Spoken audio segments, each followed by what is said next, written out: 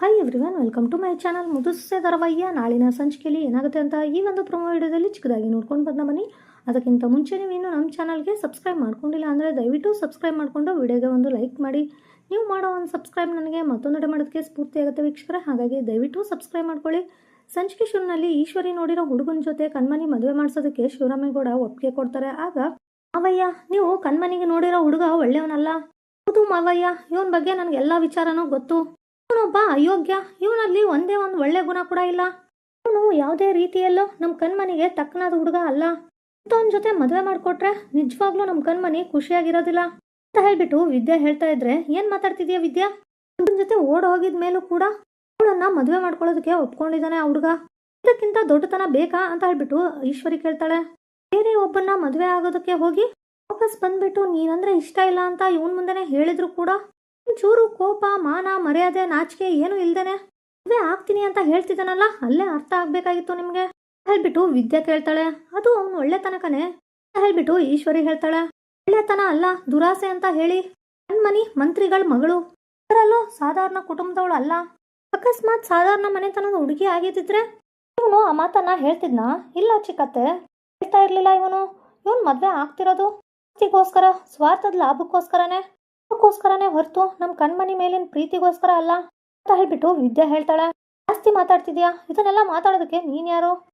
ಭದ್ರ, ಇವಳು ಇಷ್ಟೆಲ್ಲ ಮಾತಾಡ್ತಿದ್ರು ನೀನ್ ಸುಮ್ಮನೆ ನಿಂತಿದೀಯಾ ಅಂತ ಹೇಳ್ಬಿಟ್ಟು ಈಶ್ವರಿ ಕೇಳ್ತಾಳೆ. ಚಿಕ್ಕವ್ವ, ಅವಳು ಹೇಳ್ತಿರೋದ್ರಲ್ಲಿ ತಪ್ಪೇನಿದೆ? ಹುಡುಗನ ಬಗ್ಗೆ ನನಗೆ ಬೇಡ. ಕಣ್ಮನಿಗೆ ಆ ಹುಡುಗ ಇಷ್ಟ ಇಲ್ಲ ಅಂತ ಗೊತ್ತು ತಾನೆ. ಅವಳು ಸಂತೋಷವಾಗಿ ಇರ್ಬೇಕು ಅಂತ ತಾನೆ ನಾವು ಈ ಮದ್ವೆ ಮಾಡ್ತಾ ಇರೋದು. ಯಾಕೆ ಅವಳಿಗೆ ಇಷ್ಟ ಇಲ್ದವ್ರ ಜೊತೆ ಹೇಗೆ ಸಂತೋಷವಾಗಿರ್ತಾಳೆ ಅವಳು? ತಪ್ಪು ಮಾಡ್ಬಿಟ್ಟೆ ಗುಬ್ಬಿ ಮರಿ. ಯಾರ ಹತ್ರನೋ ಹೋಗಿ ಈ ವಿಷಯನ ಹೇಳೋದಕ್ಕಿಂತ ಹತ್ರನೇ ಬಂದು ಈ ವಿಷಯನ ಹೇಳಿದಿದ್ರೆ ಇವತ್ತು ಈ ಪರಿಸ್ಥಿತಿ ಬರ್ತಾನೆ ಇರ್ಲಿಲ್ಲ ಹೇಳ್ಬಿಟ್ಟು ಭದ್ರ ಹೇಳ್ತಾನೆ. ಬಾಬಾ, ಇಲ್ಲಿ ಏನ್ ನಡೀತೈತೆ?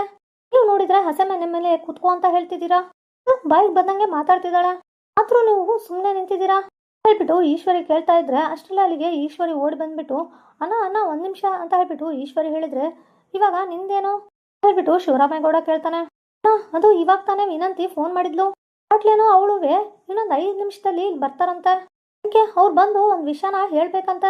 ವಿಷಯನ ಹೇಳಿದ್ಮ್ಯಾಕೆ ನೀವು ಕಣ್ಮನಿಗೆ ಈ ಹುಡುಗನ್ ಕೊಟ್ಟು ಮದುವೆ ಮಾಡ್ಬೇಕಾ ಬೇಡವಾ ಅಂತ ತೀರ್ಮಾನ ಮಾಡ್ಬೇಕಂತೆ ಅಂತ ಹೇಳ್ಬಿಟ್ಟು ಸಾವಿತ್ರಿ ಹೇಳ್ತಾಳೆ. ಸಾವಿತ್ರಿ, ಅವಳು ತಿಳಿದೆ ಏನೋ ಹೇಳ್ತಿದ್ದಾಳೆ ಅಂತ ಸುಮ್ಮನೆ ನಿಂತ್ಕೊಂಡ್ರೆ ಮುಹೂರ್ತ ಮೀರ್ ಹೋಗೋದಿಲ್ವಾ ಹೇಳ್ಬಿಟ್ಟು ಈಶ್ವರಿ ಹೇಳಿದ್ರೆ, ಮುಹೂರ್ತ ಮೀರ್ ಹೋಗಿ ಆಗ್ಲೇ 10 ನಿಮಿಷ ಆಯ್ತು ಅಮ್ಮವ್ರೆ ಅಂತ ಹೇಳ್ಬಿಟ್ಟು ಪುರೋಹಿತರು ಹೇಳ್ತಾರೆ.